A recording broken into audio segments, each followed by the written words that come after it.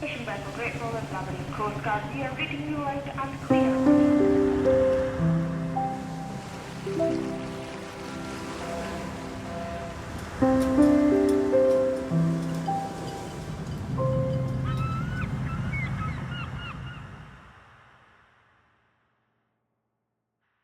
Hello and welcome to Sea Views. I'm Julia Gosling and I'm delighted to be here in Portsmouth International Port with Ben McInnes, who's the Harbour Master here at Portsmouth. Welcome, Ben. Thank you, and pleased to be on the podcast. Yeah, I'm delighted to have you with me, and usually my guests are actually somewhere else and we're doing this online because they're in other countries, but Ben is actually on my patch in Portsmouth, so for anyone who's watching the video content, I'm here with a lovely backdrop of Portsmouth International Port behind us. Your workplace, Ben? Yeah, I'm a Portsmouth or Pompey boy, born and bred, so it's an honour to be looking after part of the harbour and all the marine activities associated with it. Great.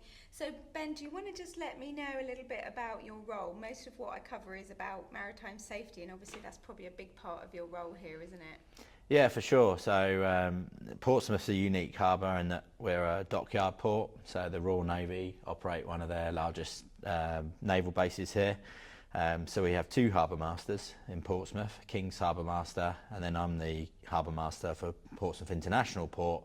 So we deal with all the commercial shipping into Portsmouth, and he deals with all the military side, but they maintain overall control of traffic within the harbour, and I'm the authority for pilotage, so I look after all the safety of marine pilotage within the harbour, and the pilotage exemption certificate for a scheme for ferries that are operating in and out of the harbour. It is a unique harbour, isn't it, in a lot of ways, because you have got so many different movements out there and different activities, haven't you? Yeah, for sure. Obviously, right down from leisure craft, there's like a lot of sailing clubs within the harbour, and the whole western side of the harbour has yacht moorings and marinas, to the fishing fleet in the Canberra and Gunwharf Quays form part of my statutory area. Everything from super yachts to small yachts, and the fishing boats in the Canberra, to work boats, and all the way up to some of the largest cruise ships in the world.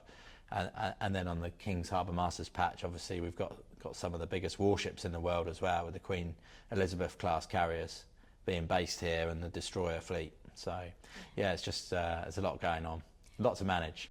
The port as an environment, you have got port workers, your own staff, but you've also got all these general public, people who don't really know what the risks are or the dangers are. Is that something that kind of keeps you awake at night? Is it one of the areas you worry about, or that you put things in place? Well, yeah, not necessarily, no.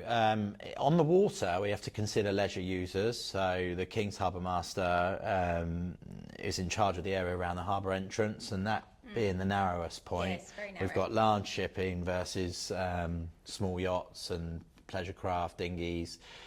So they run this small boat channel, which keeps them out of the main channel, and then they police that using a combination of volunteer harbour patrol, their own staff with a rib on the water, and the Ministry of Defence Police if people need talking to or educating on the water. So we try and keep leisure and commercial traffic separated through that.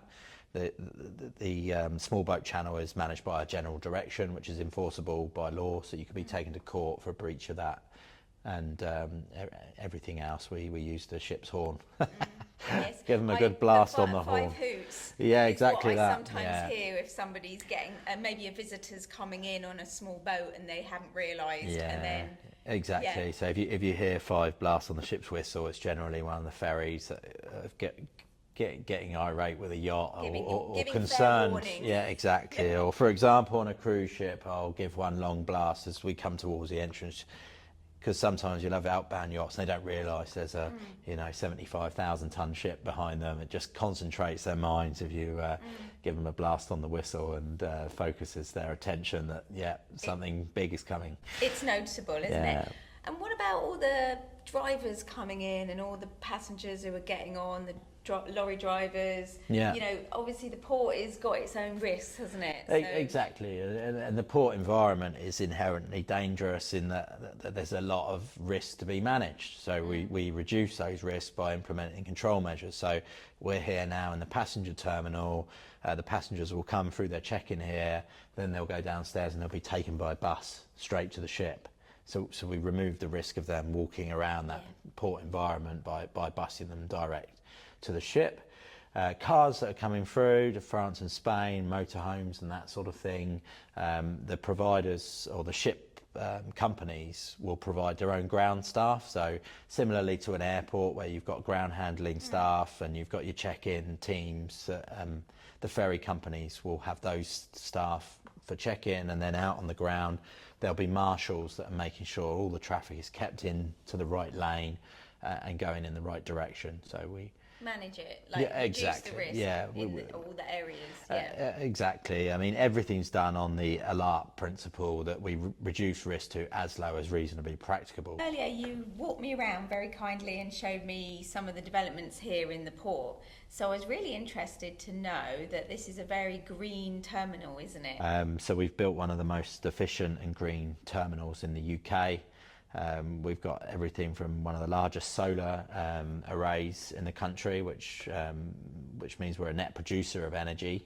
We can sell back to the grid. We can't quite see it, but it's just round the corner. No, there's a few panels just in the background, but basically every roof in the port has got solar panels on it, and we're trying to suck as much energy out of the sun as we can get. We've got a container-sized battery out in the restricted area, which we can store energy and run the terminal overnight, for example, or we can charge cars from that battery. All the vehicles within the port are electric powered, so all our port vans and that we operate at the port are electric. We've got things like living walls here in the terminal, so we're capturing carbon from the air and then producing oxygen. So everything in this terminal is designed to be green and to support our ambition to be carbon neutral by 2030. Which is great. And you're going to also bring in the facility for the vessels to be on shore power, which is quite a That's right, yeah, it's a massive project. So we are currently starting to dig up the port. We've already started demolition of some of the older buildings within the port to support the project. So we're going to have a 15 megawatt shore power installation, which will be multi-phase and multi-berth. So we're going to have 3 berths fitted with shore power, and we've had significant funding from the government to assist us with that as part of the ZEVI project.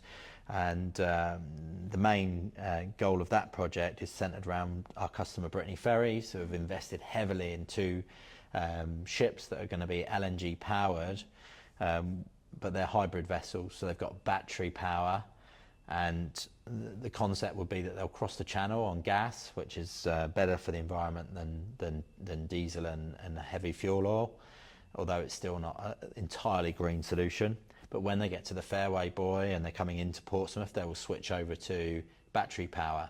So they'll be arriving with 0 emissions, coming through the city, the pilotage on 0 emissions, berthing, plugging in and charging their ships while they're alongside, again 0 emissions, and leaving on the same. And then once they're clear of the city limits and on the Fairway Buoy, then they switch back to gas power to go over the channel. So, you know, to have that project of Brittany's linked up with our own supply of shore power is going to really benefit the local environment for the city residents who are vicariously owners of the port. The city owns the port, and the residents own the city through their council tax. So, you know, so that's something we can really shout about and be proud of, that project is happening, and we're spades in the ground. It's exciting for Portsmouth actually to be ahead with that. And I mean, I see it from my own house. You know, the ships are literally coming in and out the whole time, and they're probably 100 yards from my window, so I'll actually benefit from that directly. Exactly, and you know, we are an inner city port. We've got residential areas across the road from the port, and we've got school within close proximity. So Yes. the fact that we can reduce our carbon footprint and improve air quality for the residents is something that we really want to do, and we're working with our customers to expand that. Certainly the cruise sector is really interested. They want to plug in now, and we'll be able to provide the cruise berth with a multi-user flexible arrangement, so the ferries have got a more fixed. We know the positions of their plugs, so we can do it on a system that will be faster for them to connect. But with the cruise ships, because there's so many different vessel types, they've got different connections, we need the flexibility on the main cruise berth, because we need to be able to move it in positions and then use a variety of different plugs, to use a non-technical term, to enable them to draw from that bank of... But you'll be able to do that? Yeah, not just that, we'll be able to do a ferry and a cruise ship at the same time, or 2 ferries at the same time, or if everything's small enough, 3 ships at the same time. So, you know, that's going to be a major improvement for the port, and we really need to work with the government to try and incentivise that, because at the moment shore power is not a cheap thing. So ports can't afford to get the power onto the port, and once we get it onto the port and to the customer, passing that cost on is going to be cost prohibitive. So it certainly won't be making the ports any money, but all the time there's incentive to run on fossil fuels like diesel, which is they can get certain tax exemptions from, but we're not seeing those reductions or incentives for shore power. So we really hope over the next few years that the government see the benefit in incentivising shore power, and that they can work with us and the ultimate ship users to offer that electricity at a reduced rate through subsidies, or I mean, this could be a real taxation. benchmarking sort of example, couldn't it? When you're fully operating on the shore power for the vessels. So hopefully others would follow, but also government would recognise some of the benefits there as well. Exactly. So for the ZEVI project that we're working on with the government, part of that was, when we first look at, you know, what do we need to do for the next 20 to 50 years, how can we reduce our carbon footprint, how can we reduce CO2 emissions, we had to have a baseline. So around the port and around the city and the immediate area, there's measuring equipment that is measuring those emissions from the ships and how much is getting onto the shore. So we've got our baseline, we know what we're currently outputting as a whole, the business, including our customers. But they will see tangible results from that project, and part of the deal with our funding is that we share results with the wider shipping community and port community. So, you know, it won't just be us benefiting from that. The learnings will be available in the industry for other ports to take stock of what we've achieved and what worked, what hasn't worked, in order that we can help other UK ports achieve their own goals. Yeah, share the learning. Actually, it's interesting that you're talking about power, because another podcast that we did a while ago was about green fuels and all the changes that are coming in shipping, and what the new power sources, propulsion systems will be on some of the ships. And obviously a lot of that comes down to what on earth do the ports do. So, you know, a lot of the storage facilities for these different potential types of new fuels are quite big. You know, you need more space for them, and obviously some of them have got their own dangers. Is that something you've got to look at here as well in Portsmouth International Port? Yeah, certainly. So with this shore power project with Brittany, we had to look at LNG as being an alternate fuel, and at present we only were able to offer diesel and heavy fuel oils as our offering from a bunker barge. So we looked at all the options with them, from storing ashore and in gas tanks, right down to bringing in lorries, lots of lorries to refuel a ship, which wouldn't actually be environmentally sensible at all, to what we are going to offer, which is another barge now coming in with a gas tanker barge which will refuel those ferries, and similarly we're keeping an eye on hydrogen and the application of that, so that we see that there's a tug now in Europe that's just been launched, which is going to run on hydrogen, and there's battery powered tugs. So it's something we need to keep into account to see if we're going to operate these future fuels. How do we store this energy, and how can we bring it in? Because one thing we're definitely not blessed with in Portsmouth is space. Yes. We're one of the most densely populated cities in the country. We're just marginally behind London. There is no space in Portsmouth. We do not have space here at the port. We desperately need more land, and we can't really support large tanks or energy farms or storage facilities in the port. So yeah, it's definitely something we have to consider and keep in check. And you're not even going to be the only port with that issue, are you? With, a lot of ports are already within, well within cities, and as you've already said, you've got a lot of residential areas real close up as well. So again, that brings its own safety issues, doesn't it, with some of these fuel storage, exactly, and energy storage systems. And for me, I can't really see any other way than barge transport being used for small ships being used to transfer any fuel or future fuel to the ships from the sea. And it might present other opportunities for smaller ports or areas where there is land to become energy hubs or storage facilities to promote that. So, as ships, and we're seeing cruise ships with LNG now, and the ferries here switching to LNG, that will open new opportunities for other businesses to store and operate barges for bunkering those ships. It's interesting to see how it's actually practically happening. It's really interesting to talk to you about all the stuff you're thinking about in the port. And power is another thing that is a hot topic at the moment. So I went to an electric vehicle maritime safety conference just last week, actually. That was a port skills and safety conference, and there was a lot of ports, a lot of shipping companies there, some government associations and industry associations there, and there was quite a frightening presentation from the scientists about the dangers of lithium-ion batteries and the electric vehicle batteries, and what happens when you get a problem on a ship or in a port, because obviously their cars are being stored before they go on.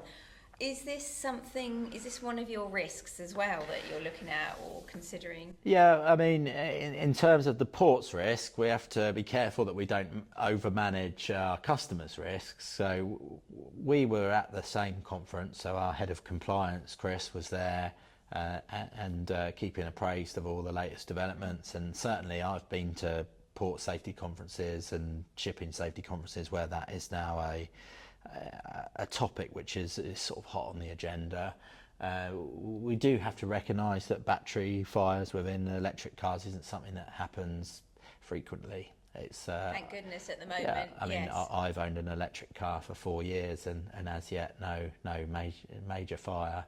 It's been absolutely brilliant, but certainly, yeah, the traditional firefighting techniques on vehicle decks needs to be reassessed. Because it doesn't work, does it? On the electric vehicle battery fires, it's totally different. That's right. Yeah. Way of tackling it, if you can tackle it. And on from that, the product of that fire, the smoke, is actually the fumes are hazardous as well. So it's not a case of with a traditional fire, the advice is get down on the floor, stay out of the smoke. Well, in a vehicle fire with electric batteries involved, then that floor layer can also have some toxicity. So that is something that the shipping lines need to work with to assess their own risks on board ship, and come up with a suitable firefighting plan to mitigate those risks. And I suppose also, I know there aren't obvious solutions right now, because that was apparent in the conference, but there was talk about obviously how important training is for port staff and for seafarers to actually be able to recognise when it is that type of fire or incident or explosion, because it does require a totally different approach, and that was quite frightening, I thought, to sort of see how dangerous they are. You're sometimes some of the first people to sort of see people and interact with seafarers when they come in your port. Welfare, we talked about welfare on my podcast before for seafarers. What do you do here in the port in terms of welfare of seafarers and support for them? I think it's great that as the harbour master here, you are a seafarer still. You've been a seafarer in other roles, and you really understand it, don't you? And from the welfare point of view, it's really interesting to see how you're applying that to your role here in the port. That you are aware of that kind of situation on those ships, and that you're potentially the first person, to go on board. Yeah, exactly. When I do write these letters, I always include the sentence that a ship is supposed to be a place of work, not a prison. And I used to do 4-month trips at sea, and it's not unheard of for the Filipino and Indian crews to be doing 8-month contracts, and for them to be stuck on a steel tin for 8 months and not put foot on grass and a bit of soft mud is it's disheartening. It's really tough. And they're there for their families and to send money home, but they're people, and they need to go ashore and just go to the supermarket and buy deodorant or some sweets or something, a treat, eat something that's not ship's food, and just go for a walk for 2 miles and see something that's not the ship. It's really important for mental health, and there's no reason for them to be held up on board. So yeah, for me, very important. And the ship's chaplains come down and do visits with Stella Maris and Mission to Seafarers, so we work closely with them. Have you got one of the port centres here? We did have a container over in the cargo terminal, which wasn't really being used. So we've got My City Wi-Fi here now, which is free Wi-Fi, which is port-wide, so the seafarers, even on the ships, can access that. But the terminal's got super fast Wi-Fi, so they're welcome to come here and they've got the cafe, exactly. the they can have a coffee, high-speed internet. There's a shop here, so all the seafarers welcome to come and use that. And to be honest, one of the reasons the containerised seafarer centre didn't work so well was that we are from the cargo terminal less than 10 minutes walk from city centre. So you've got your Costas there, your McDonald's, free access to Wi-Fi, the shops they like to visit, the supermarket is all within 10 minutes walk from the port. So we're quite lucky, and we're not an oil terminal in the middle of nowhere. Yes. You're bang in the middle of the city. Exactly. We're here in the city centre, and there's there's cafes, pubs, and your McDonald's or whatever they need is within 10 minutes walk. So I've really enjoyed talking to you, actually in your place of work, and just practically seeing how you go about thinking about maritime safety at work. No, it's been a pleasure, and always good to chat about ships. Yes, that's what we like. Thanks very much for joining me, Ben. It's been really interesting having you. Thank you. No, thank you. See the blade come in there, look. Fishing vessel Great Falls Labrador Coast Guard, we are reading you out and clear.